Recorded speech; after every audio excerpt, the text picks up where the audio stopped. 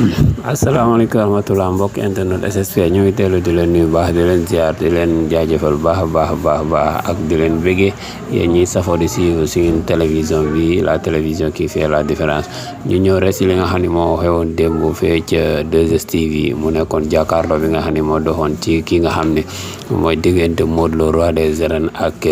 Boy Niang 2 bu écurie Dégol mu nekkoon jàkkaarloo boo xam ne mooy seen deuxième jàkkaarloo gannaaw bañ jàkkaarloo woon daaw fële ca EDK ki nga xam ne nag Modou Lo ak Boy Niang yëngal nañu li nga xam ne mooy spectacle bi démb si seen combat bi nga xam ne moom la ñuy waajal le 1er janvier 2024 mu mel ne rek Modou Lo en tant que roi des arènes gis nañ ne moom ñëw na sereinement comme ni mu doon ñëwee yàkkamtiwul deful dara teg si très posé par rapport ak Boy Niang bi nga xam ne gis nañ démb si commencement jàkkaarloo bi gis nañ dafa ñëwee ak xadar dafa ñëwee ak mer ba si biir ay waxam sa moom Boy Niang wax na ko parce que nee na mer bu mu mer du dara lu dul ni Modou Lo dafa dugg Pikine daan fa ay magam daan fa ay moroomam daan fa ñu bëri loolu nekk na loo xam ne défi la si moom Boy Niang ba tey wax na ni sax bëri bi nga xam ne moom lay bëri ak Modou Lo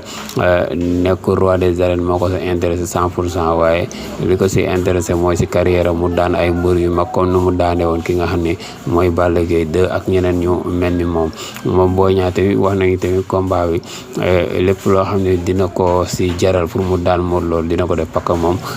da doon rêvé wala da doon sàkku di rek ñu mel ni Modou Lo ak ñoom Balla Gaye ak ñooñu moom Modou Lo roi des arènes nag fa mu nekkoon fa la nekkaat bara boole si yi nga xam ne moom la doon waxam yooyu rek moom tamit xamal na ni roi des arènes gannaaw ba mu jugee si combat mook Ama Baldé te mu daan ko moom Modou Lo nee na tey la gën a am détermination pour téye roi des arènes bi ba bàyyeeg moom làmb si kaw détermination boobu sax moom wax na ni entraînement yi mu doon def moom lay continuer di def te ñàkk tàkk gàllaaj bi nga xam ne sax mu defoon na ko si combat bi passé te journaliste yi laajat ko moom Modou Lo delluwaat na si fekk nee na jamono la woon te combat bi di ñëw tamit su ko laajee loolu lay defaat mu nekk rek jàkkaarloo boo xam ne gisoon nañu presse bi te woon nañ fa bu baax ñaari mbër yi tamit macha allah wane nañ seen bopp